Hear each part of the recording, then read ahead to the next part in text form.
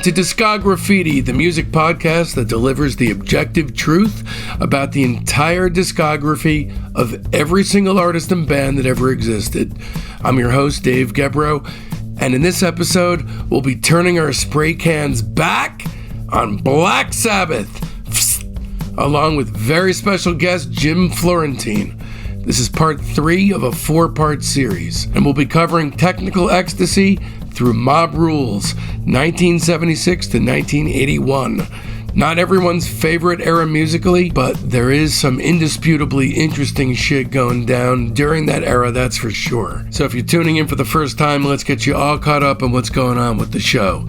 I just quit my job a few weeks ago while putting the Pavement series together, because I do it all, which requires stupid amounts of time. Everything from obtaining the guests, doing all the social media, all the recording and editing, you name it. And I love it. I'd have it no other way. The last 6 weeks of my career as a hearing instrument specialist was spent literally editing and promoting the Pavement series 8.5 hours a day, non-stop, until there was nothing left to do but leave. So why am I telling you this? Because I'm doubling down on Discography. My wife and 3-year-old son are doubling down on Discography. We're selling our house and planning on living as frugally as possible on the East Coast, and all of that just to ensure that Discography is the standard bearer for all that's awesome about music. So don't go anywhere when this episode's done. Subscribe. Coming up, we have 4 fucking weeks of Jim Florentine rating Black Sabbath, then 2 weeks of Randy Randall from No Age rating Jesus Lizard, Sergio Diaz from Os Mutantes rating his own early work, and on and on and on, way into the future. Here's what I'd love for you to do. Join our Facebook group, Discography Soldiers of Sound. We're on Instagram and Twitter too, in case you don't mess with the Zuck. Also, please rate the podcast 5 stars along with a beautifully worded review, especially if you're listening to the show on good old Amazon Music or Spotify or anywhere else for that matter. It'll help a lot. You can find the link to our legendary playlist in the show notes and also on our website at discography.com. And if you're like me and enough is just never enough, then visit patreon.com/discography and become one of our Patreon Soldiers of Sound. Our Patreon feed, it's the ultimate music deep dive. I post 3 shows a week. The main show on Sunday, Discography's The Private Press with Paul Major on Tuesdays, and a Thursday wildcard episode, which is either an interview with that week's guest or one of our other offshoot shows like Rock Cousteau, Queasy Listening, and Battle Royale. So hey, try it for a month. You've got nothing to lose. Okay, back to business. First things first, you guys need to know just how seriously I take this craziness. Discography is heavily researched and the music is always reassessed with fresh ears. We're not just covering albums. We do a searingly honest deep dive analysis of all EPs, singles, comp tracks, relevant solo work, and bootlegs. Every release is slapped with an objectively accurate star rating between 0 and 5, which allows us all to come face to face with the true shape of an artist's overall arc. And away we go then, with Jim Florentine, as we enter the qualitatively fucked up musical territory that is Sabbath in 76, and then sit back and watch in amazement as against all odds, they turn the fucking ship around. But I'm getting ahead of myself. Here we go. Okay, so now we're in a new phase, unfortunately. I call this one Phase 3, sliding into total fucking oblivion, 1976 to 79. 1976, we have Technical Ecstasy, their 7th album produced by Tony again, released on September 25th, 76. So this was kind of a weird one. First of all, they went to Miami. They went to Criteria Studios for the making of Technical Ecstasy, which is famous for the Bee Gees. So taking it out of England or LA, I think that really changed things for these guys. Yeah, but I think they, I think they did the Heaven and Hell record down there too at the same studio. But they're in a really weird frame of mind at this time. I also think they weren't really getting it. They weren't really seeing themselves for what was really happening. They didn't really understand where they were as a band. And I think also if you're in Miami and it's, the sunlight is beaming down from all sides, it's kind of hard to maintain a doom and darkness kind of vibe. Right. In the July 2001 issue of Guitar World, a writer named Dan Epstein wrote, the sessions proved extremely relaxing for everyone except Tony Iommi, who was left to oversee the production while the others sunned themselves on the beach. Iommi explained to the same magazine back in 92, we recorded the album in Miami and nobody would take responsibility for the production. No one wanted to bring in an outside person for help, and no one wanted the whole band to produce it, so they left it all to me. So what's going on at this point in history, just in general, punk was coming in fast, and suddenly Sabbath found themselves both unsure of their musical direction and labeled as has-beens. Geezer said, it's not like now. If you're a heavy metal band, you put out a heavy metal album. But back then, you had to at least try to be modern and keep up. So punk was massive then, and we felt that our time had come and gone. So these guys are starting to feel like they don't matter anymore. Ozzy, in his autobiography, he's talking about how in the studio, Tony was always saying, we've got to sound like Foreigner, or we've got to sound like Queen. But I thought it was strange that the bands that we'd once influenced were now influencing us. He was also talking about how he'd lost the plot with the booze and the drugs during the recording of Technical Ecstasy. And when he came back to England, he actually checked himself in to an asylum. Yeah, I mean, he was having some problems at the time. He left the band briefly, and that's when Dave Walker joined for like 2 weeks. Right. And they did a song on Top of the Pops, but then he came back. But if you see some pictures around that time, Ozzy was wearing a shirt that said Blizzard of Oz. So he was already thinking about his solo band at the time. Now, is that what that meant at that time? I know he was, had come up with the phrase, but was he already thinking about going solo? Well, yeah, I mean, he left the band. He left the band briefly in the middle of recording. I forgot what song they did on the Top of the Pops, maybe or something with Dave Walker. But yeah, he was ready to leave. He was unhappy. Yeah. And then he came back to the band. But I remember it's, this old picture. It's Junior's Eyes. Junior's Eyes, right? Of which you often never say die. So maybe it was after Technical Ecstasy then. It was. Yeah, I got the timeline wrong on that. So Technical Ecstasy is 76 and Walker is late 77. Okay, so then it wasn't. So, but yeah, he was definitely, but he was wearing a Blizzard of Oz shirt around this time when this album was being recorded and some pictures and stuff. So he wasn't happy then. Yeah, it's interesting hearing the band talk about this period. Geezer says, again, to Guitar World, that was the beginning of the end, that one. We were managing ourselves because we couldn't trust anybody. Everybody was trying to rip us off, including the lawyers we'd hired to get us out of our legal mess. It was really just getting to us around then, and we didn't know what we were doing. And obviously the music was suffering. You could just feel the whole thing falling apart. While the band are recording this record, of all fucking people, the Eagles were right next door recording Hotel California. And so before we could, this is Geezer talking, before we could start recording, we had to scrape all the cocaine out of the mixing board. I think they'd left about a pound of cocaine in the board. Let's talk about that cover art.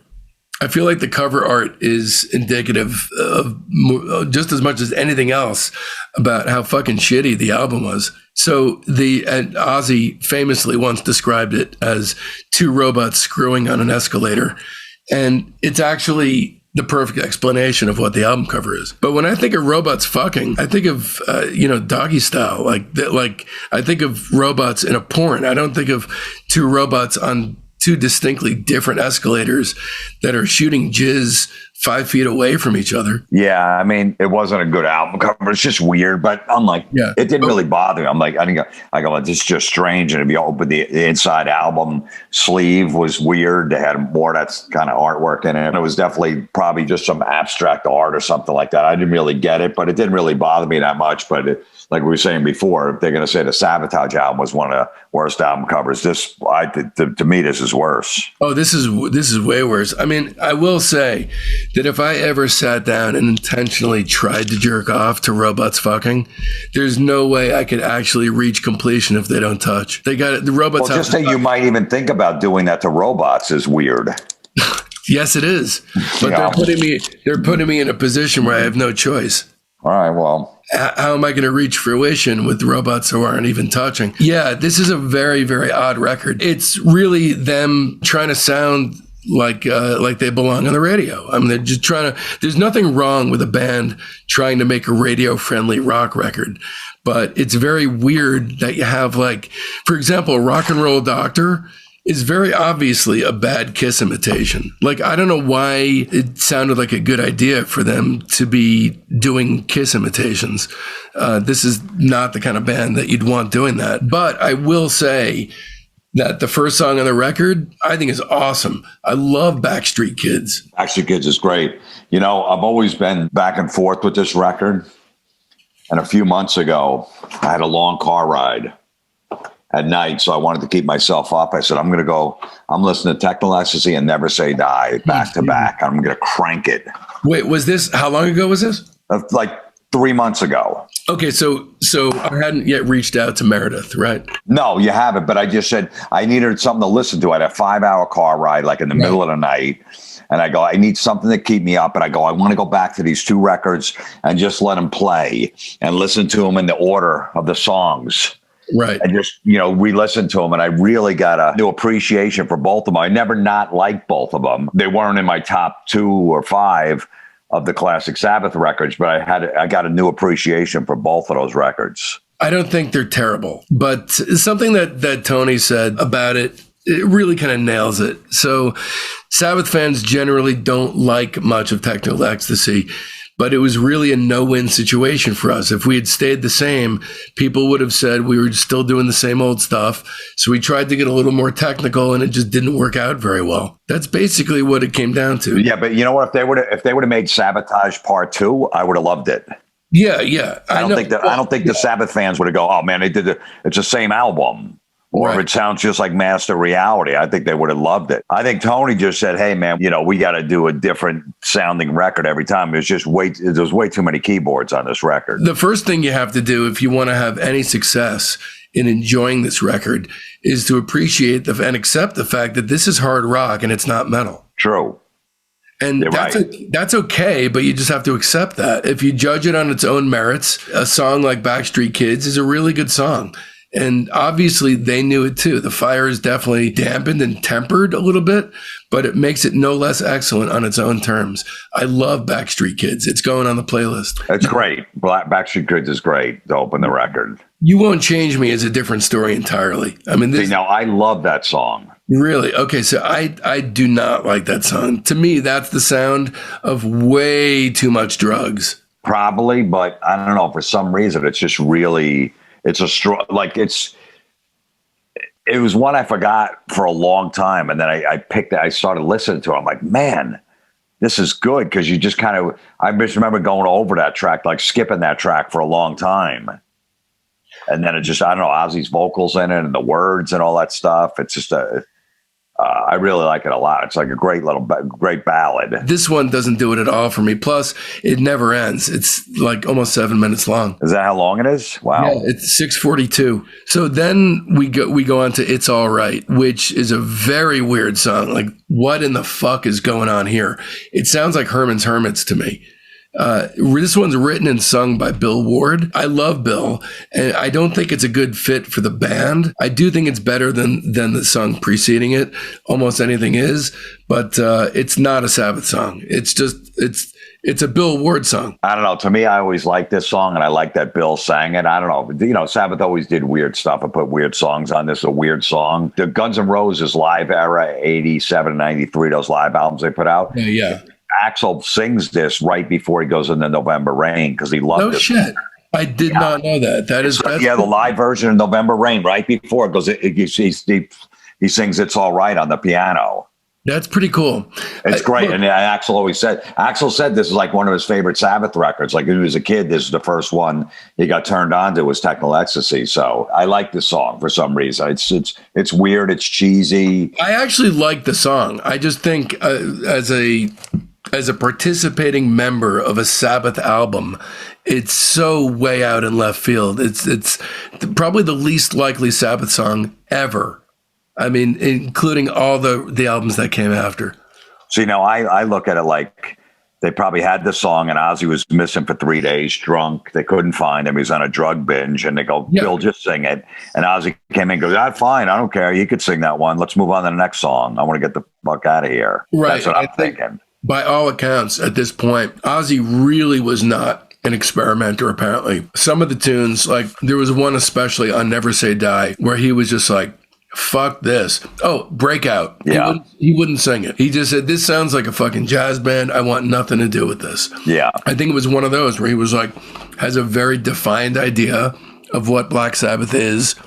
Tony probably had a very different idea because he's bringing in all the embellishments. Ozzy just wanted to be a metal band. From everything that I've researched, that's what it sounds like.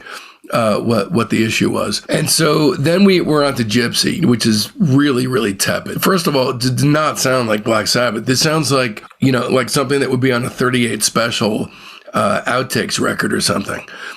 Or like White Lion's Wait, if that song took itself really seriously. Yeah. You think so? I always like the intro to the song. I like the drums. And then I remember reading someone goes, those lyrics are so corny. Like, who the hell came up with those lyrics? And I never really realized that. I'm like, yeah, they kind of are. But I don't know. I never mind this song. I didn't mind it. I didn't think it doesn't hold up to, Under the Sun or Tomorrow's Dream or something like that. But it fits the record. I never thought it was like a pop song, like a White Lion Wait or a 38 Special song. It just, as I'm listening to it, I'm thinking, what are they going for here? Like, what are they trying to achieve? Right. I came up empty-handed. I mean, the only thing I could think of that they were trying to achieve is to fill out an album with some songs. But that's true. I didn't get any kind of like where they were coming from, but I'm guessing that these guys were all completely lost as people. At this point, you're traveling all over the world, going to different studios, playing gigs. Then the drugs, I'm guessing by this point, have severed a connection to reality. So they're floating through time and space, and in their minds, they don't know who they are or what they want anymore, I'm guessing. And if it hasn't happened 100% by this point, it certainly will have happened by the next record. But that's side one. Side one, there's not a ton going for it from where I sit. Side two, even less so. All Moving Parts Stand Still immediately, to me, sounds like a shitty, more synthetic, hair metalized revamp of the Sweet Leaf melody. I never thought of that. It's got like a similar kind of vibe with the riff, but it's got like a Rainbow Room sort of redux vibe of that, which I don't like the idea of the Rainbow and Black Sabbath being melded together. It's too spandexy. Well, I mean, if it's 1977 or 76, there's no real hair metal yet. Right. I just mean that vibe, which was kind of, almost like a rainbow vibe. You were at the show, but... Or you were at one of those shows, but apparently Van Halen wiped the fucking stage with Black Sabbath. No, they didn't. That's a lie. I was really? there. I was there. So tell me about that, because the common knowledge is that. So how is that not the case? First of all, I was at the show in 1978. Van Halen opened for him. The album the first Van Halen record came out in March of 78. Right. August of 78, they were already like a month or two into the tour. Van Halen had You Really Got Me was playing on the radio. And I think maybe they were on to the second song, which maybe it was Running with the Devil. Other than that, nobody knew who Van Halen was. They were doing 40 minutes or 30, 40, maybe 45 minutes, whatever the first album. Maybe it only did 30. I don't know. Opening for Sabbath. We bought the record, me and my older brothers, because we're like, oh, this band Van Halen's opening. Let's listen to the record. So if we see the first band, we know some songs. I asked Naomi on that metal show if Sabbath blew him off the stage. I mean, if Van Halen blew off the stage, because I don't remember that. He goes, and I'd admit it. I totally would. I go, you didn't see people walking out when you guys were on? He goes, nope. And I was there, and we got in there early for Van Halen too. And we knew most of the songs, but most of the crowd had no idea. Do you remember being surprised by Van Halen? Did they make a huge impression on you? No. They didn't. They were the opening band, and back then especially, all the bands always, messed with not directly maybe from Sabbath, but the sound was always shitty for the opening band. It wasn't great. Right. On purpose, yeah. On purpose, they always did that, which is so wrong. I can't believe to get away with that. So Van Halen, when they came out, they had a small part of the stage. Yeah, they were moving around and stuff like that, but. And that's probably the same shit now. I mean, I'm guessing they still do that kind of crap now. They give them the crappy monitors. They give but most of the band, I'm telling you, most of the arena, the Garden, Madison Square Garden, had no idea who Van Halen was. They got a decent response on "You Really Got Me" and maybe one other song. Like I said, the album was only out; it wasn't even 6 months yet. Right. And then they went over to England and Van Halen toured with Sabbath later that year. I don't think an American band over in England in 1978 was blowing, legendary Sabbath off the stage. That's just a myth that they were a young, up-and-coming band and they were 20 years old and Sabbath was all drugged out. Yeah, I mean, that dinosaur myth has really been promulgated over time to where that's... I know, and like I said, no one they didn't sell 3 million records by the time they were opening for Sabbath. They were a brand new band that, they started playing a cover song of the Kinks on the radio, "You Really Got Me," and they were maybe on the second single at the time. So, and they didn't have 3 million sold under their belt when we got to go see the opening band. Forget Sabbath. So you have no recollection of any kind of amazing pyrotechnics that were going on stage between Dave and Eddie or anything like that? It was just an opening band, just another opening band. Just another opening band. I mean, look, but I knew I knew the record because, we wanted to get it for the opening band. That's how we discovered Motorhead when they were opening for Ozzy. I'm like, this band Motorhead, I got to go get the record because I want to see what they sound like, became an instant fan. But they weren't these mega, it wasn't Van Halen. If it was a Van Halen 2 tour when everybody knew the whole first record and it was a masterpiece, then maybe I could see it. But there wasn't enough time for every Stone or Black Sabbath fan. It was just, the whole place was just covered weed smoke. Just a bunch of stoners that love Sabbath. And, Sabbath still put on a good show. It's good to hear that, actually, because it really has become not just accepted myth, but almost kind of tipped over into fact at this point. I'm sure there were some shows where, they're like, that band was better, but like I said, maybe later in the tour, like I said, over in England, it was later in the year. So maybe there was 3 or 4 singles released, but that was over in England. They weren't so keen on American bands back then. There's obviously, Trouble in Paradise, but it's good to know that didn't really hit the concert stage. And seriously, I asked Tony on that metal show on TV if that happened. And he said, I would admit it. I don't, we've gotten blown off stage. They used to get booed off stage opening for Kiss, or Kiss would open for them. And then they would go on and the crowds hated them because they all came to see Kiss. What is your take on Kiss? I never got into them. Not even Alive? Nope.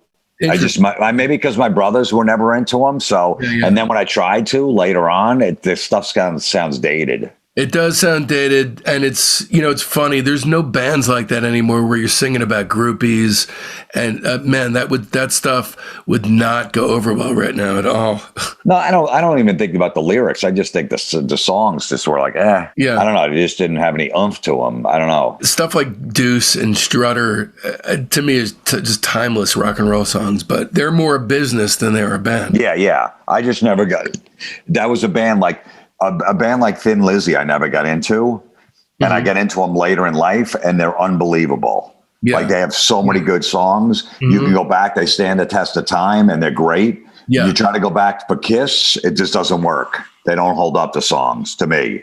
Yeah, I understand. I do like the debut and Destroyer, and then Alive is one of the greatest concert albums of all time, I think. But it's hard to defend their stuff because anything that people have to say about them that's negative is all very valid. I got no problem with the band at all. Maybe when I was a kid, if I got into them, it would have made sense. And it's still, I liked them as a kid, so I still like them. There's some of those 80s bands I'm like that, but I just never did. So I missed a boat on them when I should have in my childhood prime.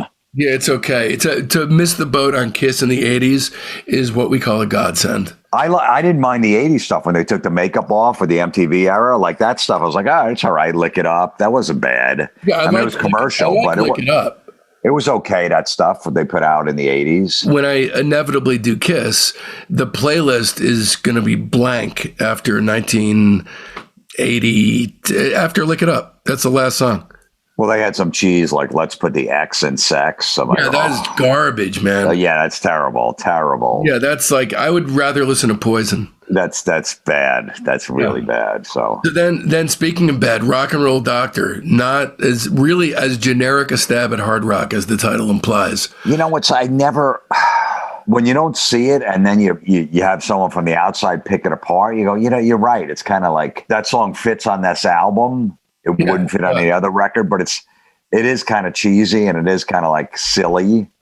But I never noticed that. It's one of the only songs by them that I really wish they hadn't done. It's so generic. Yeah, no, you're right. I can't defend that one. Yeah, I'm always looking for ways of trying to include these two records in the canon, but it's just not on the same level. She's Gone is yet another reminder. It's, string-laden ballad, should have been in other changes. It just wasn't. It stands at the opposite end of effectiveness as far as the spectrum of ballad effectiveness. No thanks to She's Gone. Yeah, I mean, you don't need two. You got You Won't Change Me, which isn't completely a ballad, but it's pretty much. I consider it a ballad, so you probably didn't need She's Gone on there. Yeah, and you only have the 8 songs there, and it's kind of a throwaway one. Yeah, this record's it's a 7-10 split. The very first song and the very last song are, to me, the only keepers on the record. Dirty Women is, again, with the Rainbow Room reference, but Rainbow Room style sleaze metal. It's also disturbingly the second best song on the album. The double bass, Billboard's double bass, is phenomenal. Yeah. When it kicks in. No, I like this song. I like All Moving Parts too, that song. You do like that? Yeah, I don't know why. I do. I wasn't able to find my way in on that one this time. Yeah, I get it. But yeah, Dirty Women is great. And they brought this song back when Sabbath got back together and would do it on tour. And I went over, but it was so good. Yeah, the recording on the live record is fantastic. Yeah. Look, this album's legendary for being a massive step down from the initial 5-album Imperial phase.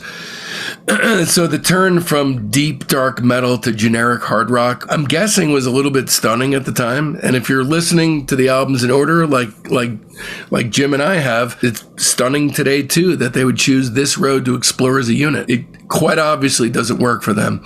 And yet, sadly, it's the better of their 2 final albums, arguably, of their original incarnation as a band. That being said, there's only one very good song, one decent song, and a shitload of turds. I give it 1.5 stars, and I think that's being generous. Wow, 1.5. Damn. Yeah. Yep. I give it 3.5. Really? Yeah. Wow, you really love Sabbath.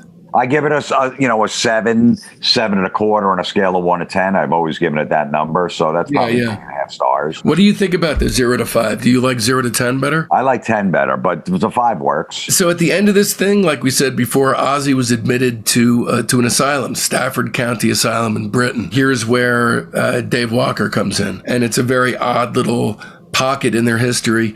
Not many people know about it. Basically what happened is in late 77, while they were rehearsing for the next record, and just days before the band was set to enter the studio, Osborne just abruptly quit.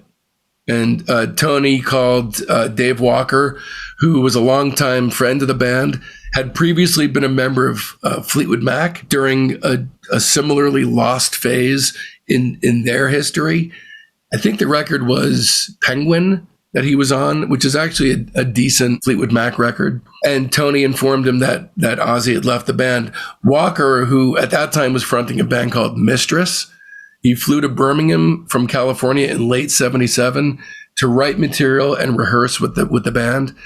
And on January 8th, 1978, Sabbath made their only live performance with Walker on vocals, playing an early version of Junior's Eyes on the BBC program Look Here. And Walker has said that he wrote a lot of lyrics during his brief time in the band, but none of them were ever used. If any recordings of this version of the band other than the Look Here footage still exist, Walker says he's not aware of them. Ozzy initially set out to form a solo project featuring former Dirty Tricks members John Fraser Binney, Terry Horbury, and Andy Bjorn. Man, those are some very difficult names to pronounce. As the new band were in rehearsals in January 78, Ozzy had to change of heart and rejoin the band. But he had stipulations. Do you know what the stipulations were? No, I don't. Ozzy wanted to come back in the band, but he wouldn't sing on any of the stuff that the band had written with Walker. So basically, they had to ditch everything that they had done. They went into the studio with no songs. So that explains Never Say Die. They would write in the morning so they could rehearse and record at night. And they could never get time to reflect on anything they had done because they had to move so quickly. That's why Never Say Die was doomed from the start. So well, I know they went up to Toronto and did it. It was the freezing cold in like January, yes. And they were miserable. It's like, why did they record it up there? It's so fucking funny that they would be going through everything that they were going through, and then purposely decide to put themselves through hell like that. Maybe it was better that they wanted to keep Ozzy on the straight and narrow where he couldn't go outside and wander. You don't want to be in Miami doing coke, being on South Beach and stuff like that. So maybe let's go to Toronto and some friggin' freezing up there. So we just isolated, like almost like The Shining movie. Yeah. It sounds like that's exactly what happened. This is the last, released in September 78, the last studio album with the band's original lineup. Until 13. Actually, no, the last one ever. Last one ever. No Bill Ward on that one. Yeah. Also, the last one, the last one to feature Ozzy until 2013. There were 2 singles on this, the title track and Hard Road. Let's talk about the recording of it first before we get into the actual songs.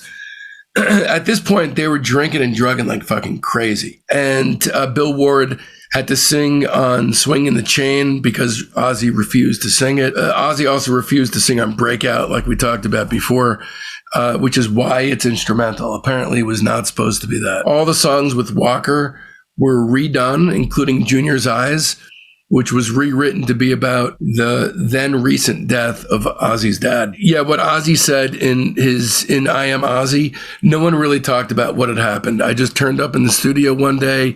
I think Bill had been trying to act as peacemaker on the phone, and that was the end of it. But it was obvious things had changed, especially between me and Tony.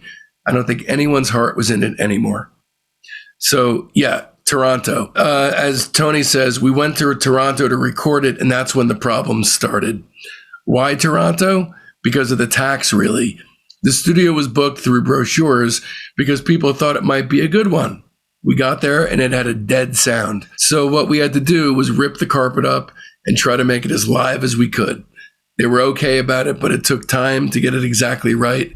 There were no other studios available. So, that was a bummer. The sound of this record really does suck. It sounds so flat. But oddly, the band isn't even completely down on this record. Bill, in the liner notes to the 1998 Reunion live album, Ward says, in the circumstances, I thought we did the best we could. We were taking care of business ourselves. We didn't have millions from the record company yet. And despite the booze and Ozzy's departure, we tried to experiment with jazz and stuff the way we had in the early days. Songs like Johnny Blade and Air Dance I still like. But Osbourne totally disagrees. He basically thinks this album's a piece of shit. He said with tracks like Breakout, we might as well have been called Slack Haddock, not Black Sabbath. I love that. All right, let's get down to the music here. So, Never Say Die, the worst, most generic fucking riff you've ever heard, leads off the whole record. Whenever there's a lack of enthusiasm with any kind of project, they try to kind of redistribute the enthusiasm or overcompensate by adding exclamation points. Yeah. So they couldn't even bother with, the album title's got the exclamation point. They even left it off the song title. They knew to keep it off, unless fans mistakenly believe that they're actually passionate about this tripe. I like this song. I knew you were going to say that. I was hoping you were going to say that. Tell me why you like it. I don't know. It just starts the album off, title track. I've always liked I like the little breakdown in the middle. I never really noticed it being a generic riff, but no, I had never had a problem with this song. It's one of the better songs on the record. I'm going to say overall, I think there's 2 great songs on the record and one that's halfway decent. And I don't like any of the other ones. I think Over to You and Hard Road are fantastic. Over to You's, Hard Road is unbelievable. Hard Road, I love. Hard Road, the lyrics in Hard Road, I used to listen to that all the time, like when I was first doing, starting a comedy in my career and just trying to get to the next level and stuff. That was an inspiring song for me. Nice. Yeah, I can see that. I love Hard Road. Hard Road is awesome. No one really talks about how great that song is.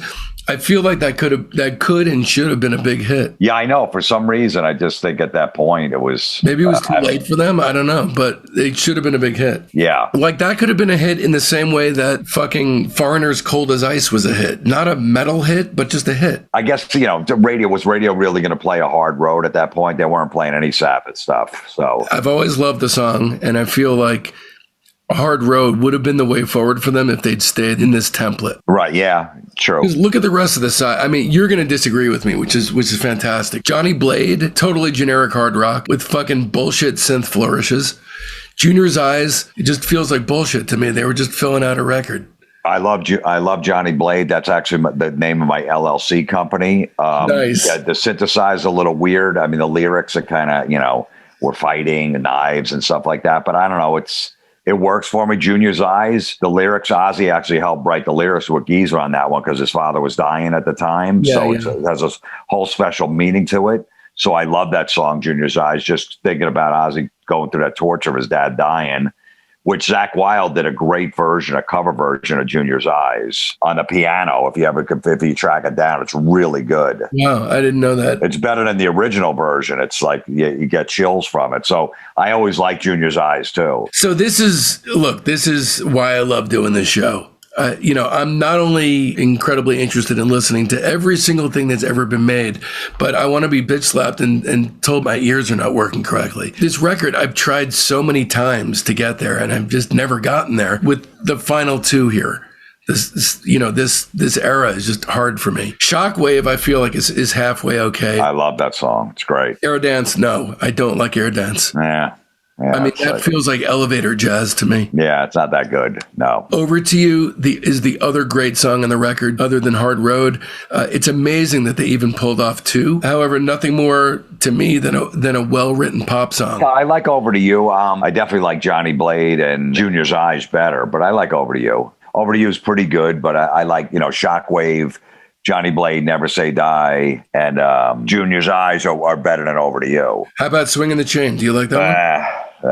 No. So that's Bill singing, right? Yeah. The song's about Ozzy. Not my favorite song on the record for sure, but just interesting from an autobiographical point of view on their end. Aside from the songs that I mentioned that I like, I think the rest of the record truly is terrible. It reaches depths that even Technical Ecstasy didn't plumb. I feel like there are more good songs on this one, but the low points are lower on this one.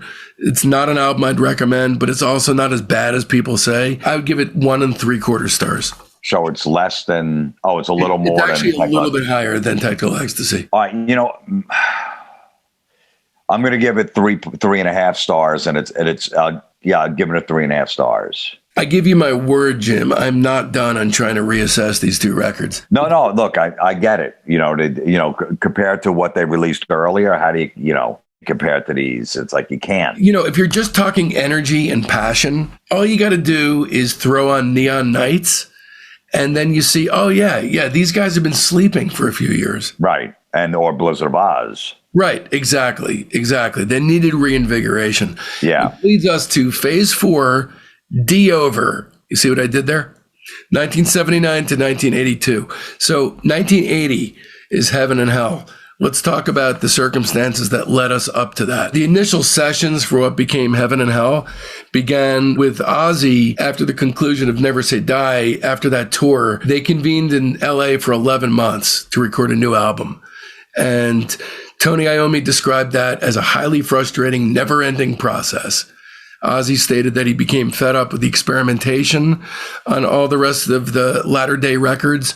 Iommi actually talks about having a recording featuring Ozzy singing an early version of what would become Children of the Sea with different lyrics and a totally different vocal melody. In 79, Dio was introduced to Tony Iommi by Sharon. Did you know that? Yes. Which I think is pretty interesting. That's pretty cool. So initially, Dio and Iommi discussed forming a different band. They met again by chance at the Rainbow in LA later that year, and both guys were in very similar situations. Dio was looking for a new project. Iommi needed a vocalist, and we have some chocolate and peanut butter shit going on. Dio came over to Tony's place for a relaxed getting to know you jam session. Right on that first day, they finished Children of the Sea. I'm guessing you're a huge Dio fan in general.